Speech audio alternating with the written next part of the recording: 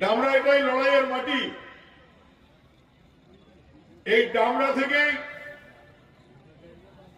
তৃণমূল কংগ্রেসের অনেক ভালো ভালো কর্মী আমাদের তৃণমূল কংগ্রেস উঠে এসছে। অনেকে আবার বাইরে থেকে এসে কেউ কেউ বলে, আবার দাবি করে আমরা ডামরা, তারা নাকি ডামরার ভূমিপুত্র। আমি বলি, যদি ভূমিপুত্র তাহলে ডামরার জন্য কি কি উন্নয়ন করছো দেখাও ভাই। যদি তোমরা ভূমিপুত্র, তাহলে যে এসআইআর লড়াই চলছে, বাংলার ভোট যুদ্ধ, বাংলার মানুষের ভোট রক্ষার লড়াই, এই লড়াইয়ে তুমি কজনের বাড়ি যে কজনের ফর্ম ফিল আপ করে দিয়েছিল দেখাও ভাই। আসলে সবাই এখন ভাবছে ঘোলা জলে মাছ ধরতে নেমেছে।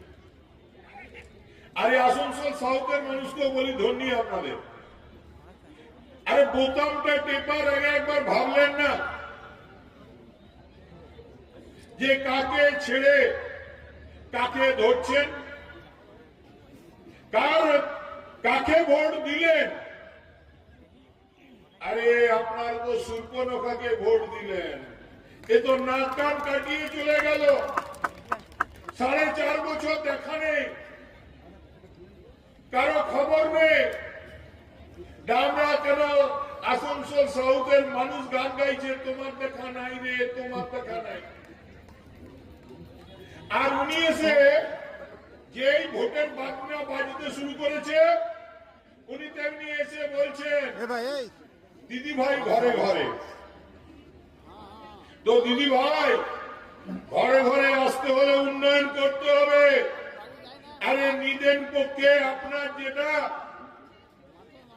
বিধায়ক ফান্ডের টাকা, সেটা অন্তত খরচা করুন। আসলে এরা কেউ বলবে দিদি ভাই ঘরে ঘরে, কেউ বলবে আমি ডামরার ভূমিপুত্র, কেউ বলবে আমি আসানসোল কা মসিহা। আসলে বন্ধু, ঠিক ভোট আসলে ভোট পাখিদের দেখা যায়।